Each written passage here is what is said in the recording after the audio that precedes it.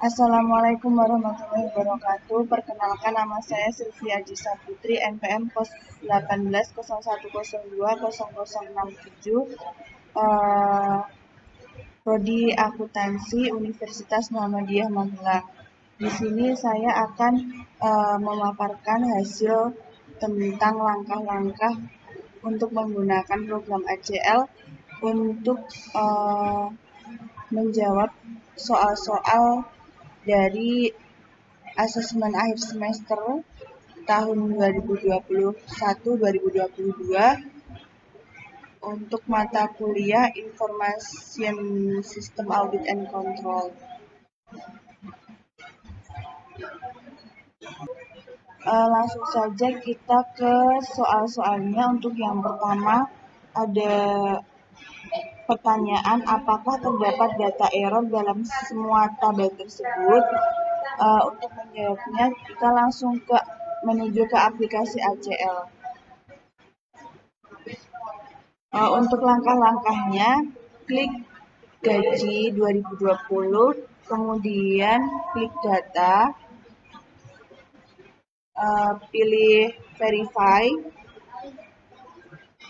kemudian verify field at all, oke. Nah, di sini kesimpulannya nol data validity error detected, itu artinya tidak terdapat data error. Nah, untuk langkah-langkah yang selanjutnya di hutang, pegawai, pelanggan, pemasok, persediaan piutang itu langkah-langkahnya seperti yang tadi dijelaskan. Untuk soal nomor 2, yaitu informasi yang didapat dari bagian akuntansi adalah bahwa saldo utang dagang perusahaan senilai 275.203 US dollar. Konfirmasikanlah data tersebut. Benarkah nilainya? Soal yang selanjutnya, ada 2 pembelian yang dibatalkan dengan nomor invoice 2375541 dan 106500602. Kepada vendor siapakah yang transaksinya dibatalkan tersebut? Untuk menjawab pertanyaan tersebut, kita langsung ke aplikasi ACL. Untuk langkah-langkahnya, untuk mengkonfirmasi saldo utang dagang perusahaan benar atau tidak dapat dilakukan dengan cara klik hutang 2020, kemudian klik analyze, total file, terus kemudian total file lagi, pilih invoice amount, oke.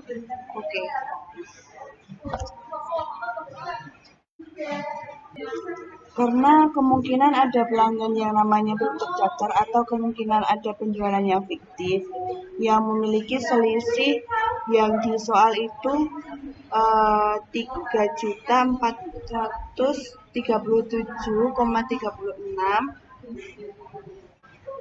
Kemudian untuk soal yang kedua, yaitu ada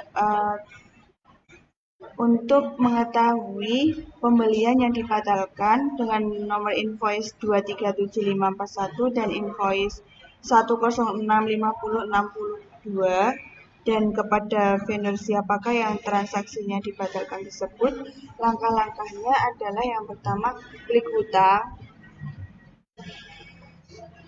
kemudian pada data pilih join table,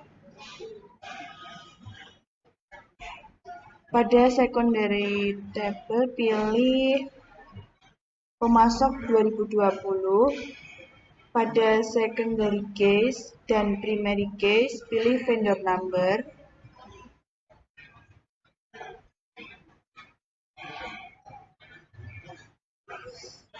pada kemudian untuk primary file dan secondary file itu kita pilih klik at all, kemudian OK. Lalu centang preset secondary table. Terus kemudian pada itu diisi dengan gabungan hutang dan pemasok.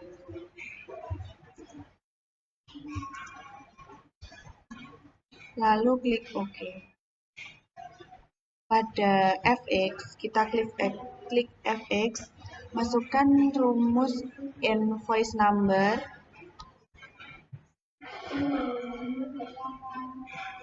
kemudian sama dengan kita tulis invoice yang tadi 237541, kemudian kita verify dan OK. Nah, kemudian kita bisa melihat pembelian yang dibatalkan dengan nomor invoice 23751 adalah vendor atas nama Haris Project.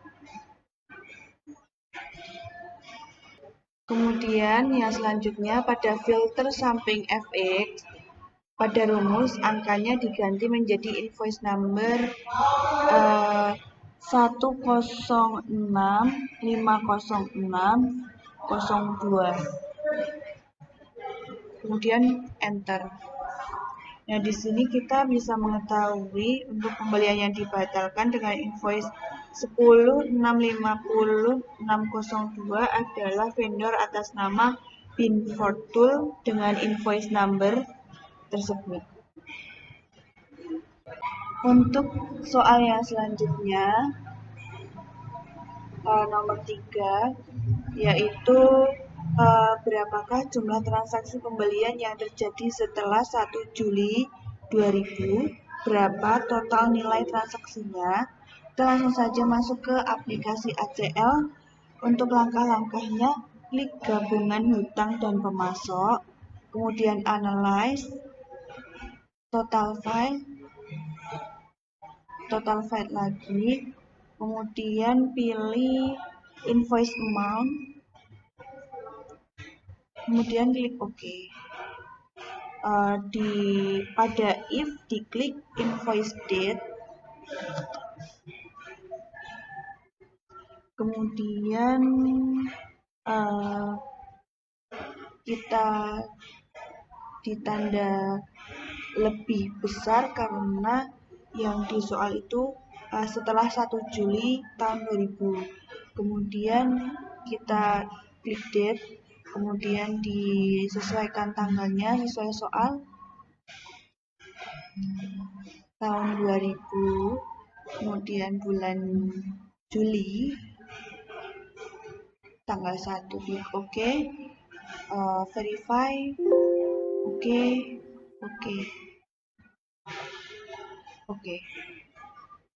Kemudian ini invoice amount-nya berjumlah 175.209,92 US dollar.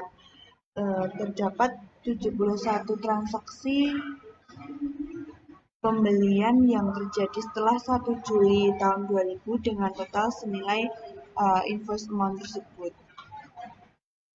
Kemudian kita lanjut untuk soal nomor 4.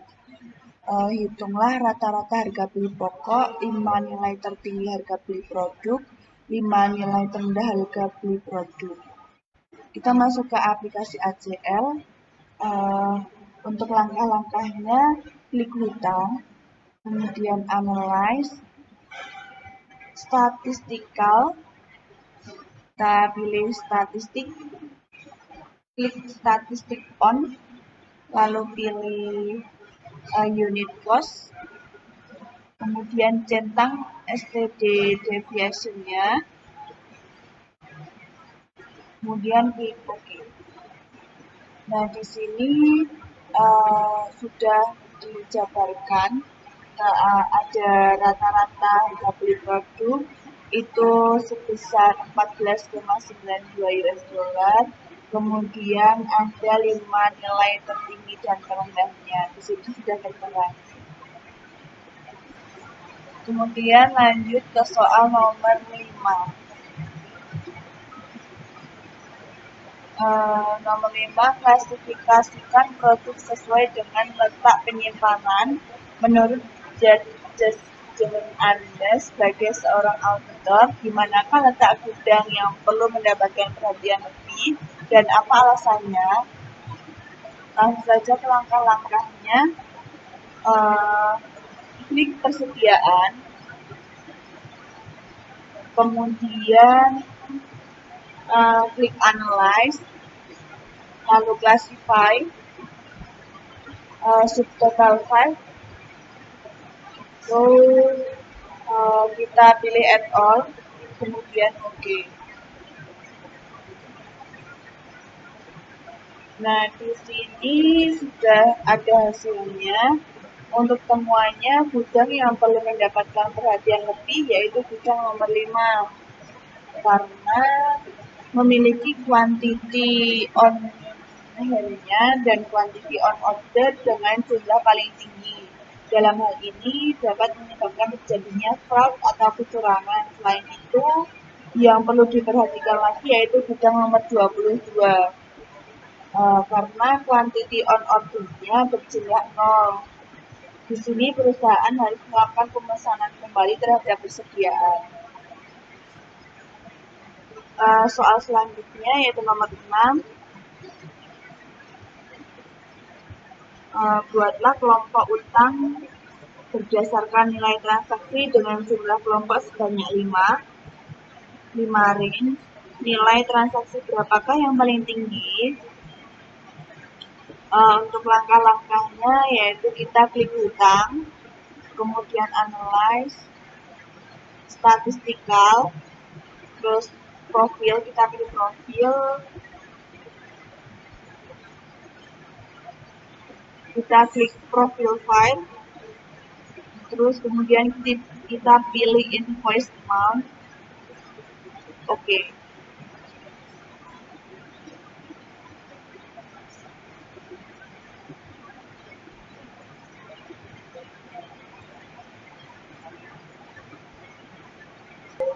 Kemudian yang selanjutnya kita klik analyze, pilih stratify, pada interval diganti menjadi angka 5.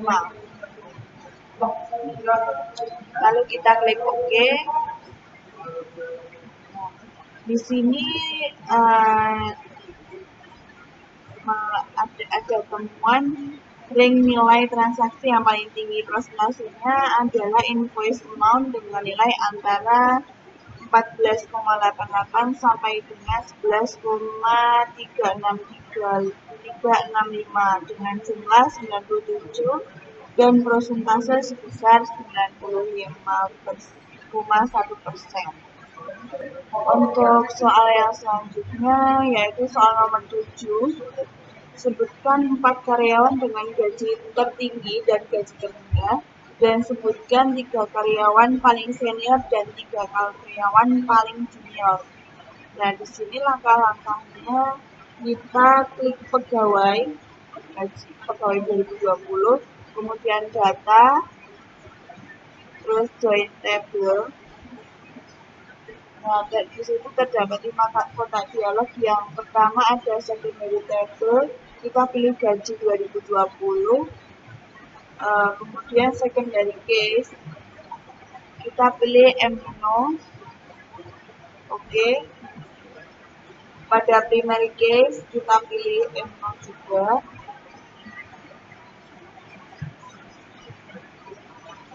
OK.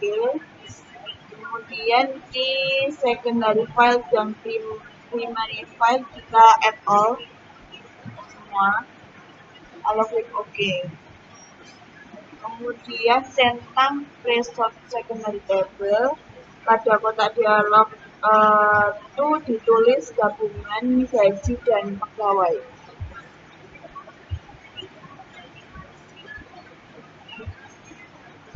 Kemudian kita klik OK.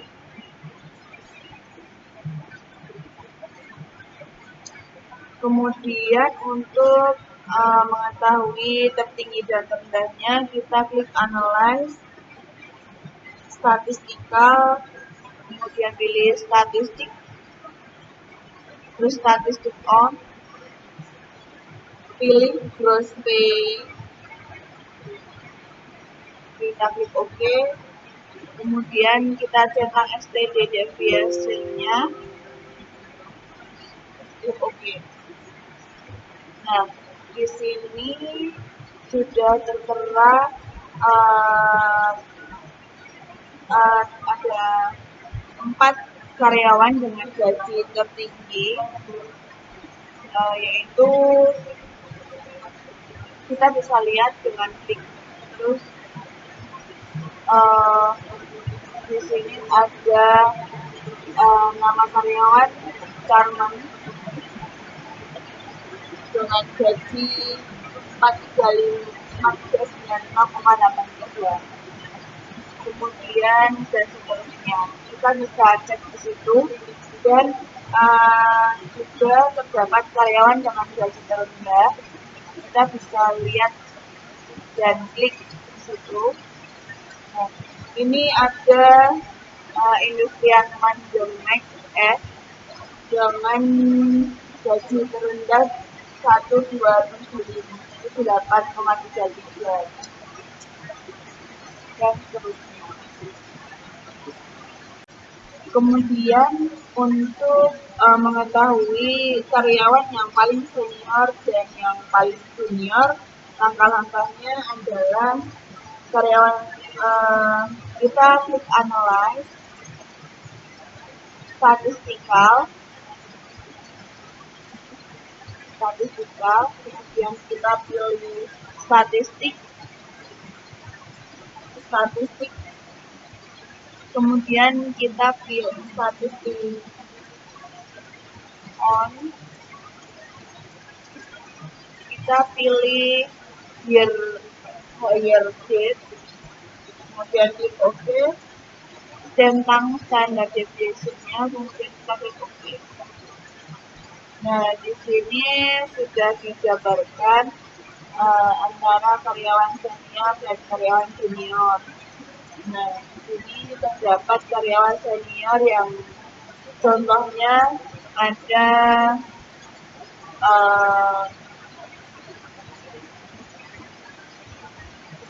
George Martin dengan tanggal masuknya 4/30 tahun 1966. Kemudian untuk yang karyawan paling junior, kita ambil contohnya di situ. Ada Richard Takwatan dengan masuk tanggal 9 bulan 9 tanggal 26 tahun 1999. Lanjut kita ke nomor 8, soalnya dengan menggunakan log for duplicate, melakukan pengecekan terhadap daftar karyawan adakah data yang terduplikasi dan lakukan analisa atas temuan Anda. Langkah-langkahnya, klik gabungan gaji dan pegawai, kemudian analyze, kita pilih look for duplicate, kemudian kita klik duplicate on, kita pilih no,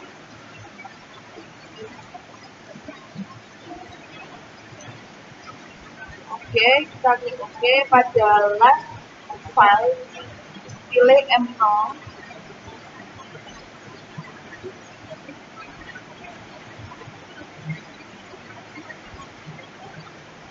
klik OK, lalu tulis di output, kita tulis dengan data karyawan yang terduplikasi.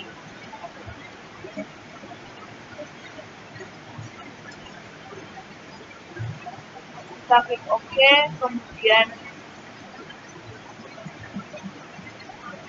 kemudian untuk semuanya hasil tidak ada karena tidak terdapat karyawan yang terduplikasi. Untuk soal yang nomor selanjutnya, nomor 9, yaitu uh, lakukan join data piutang dan pelanggan dan analisislah data piutang sebelum dan setelah digabung. Adakah perbedaan? Jika ada, lakukan analisa penyebab terjadinya perbedaan tersebut. Untuk menjawabnya, langsung ke langkah-langkahnya. Kita pilih piutang, kemudian pilih data, join table, kemudian di situ terdapat 5 dialog. Untuk secondary table kita pilih pelanggan 2020. Kemudian di primary case dan secondary case kita pilih no. Oke. Secondary case juga kita pilih no, kemudian oke. Untuk di primary field kita add all, oke. Di secondary field kita juga add all, oke. Kemudian centang password secondary table. Kemudian pada itu ditulis dengan gabungan pelanggan dan piutang.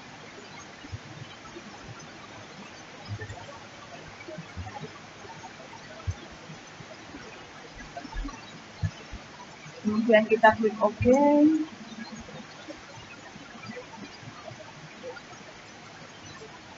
Kemudian yang selanjutnya klik pelanggan. Kemudian kita pilih data, join table. Nah, di secondary table kita pilih klik piutang 2020. Kemudian primary case dan secondary case kita pilih no. Oke. Kemudian no. Oke. Kemudian primary field kita pilih add all, oke. Secondary field add all, oke. Result secondary table kita centang.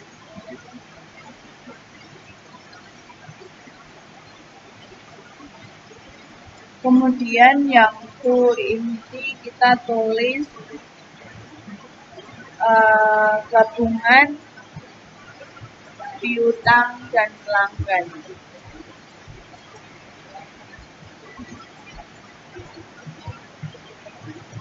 Kita klik OK.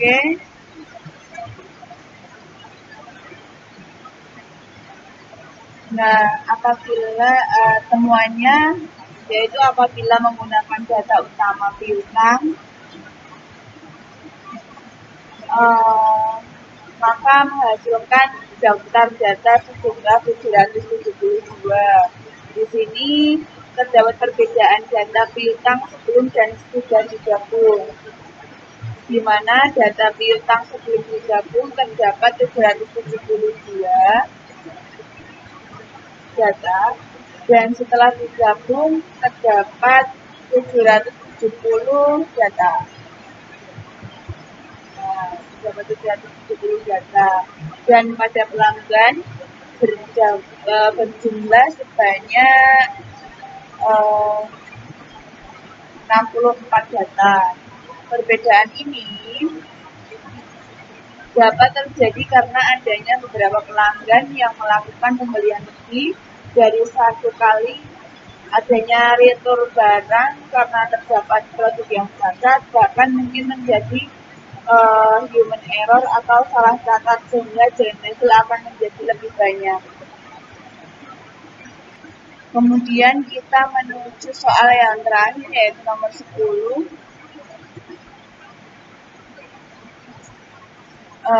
Buatkan daftar nama pelanggan yang piutang jatuh tempo sebelum 1 Juni tahun 2000 dan lakukan ekspor daftar piutang yang jatuh tempo sebelum 1 Juni 2000.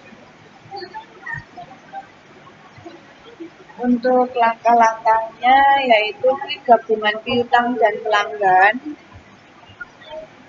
Kemudian pada rumus klik fx.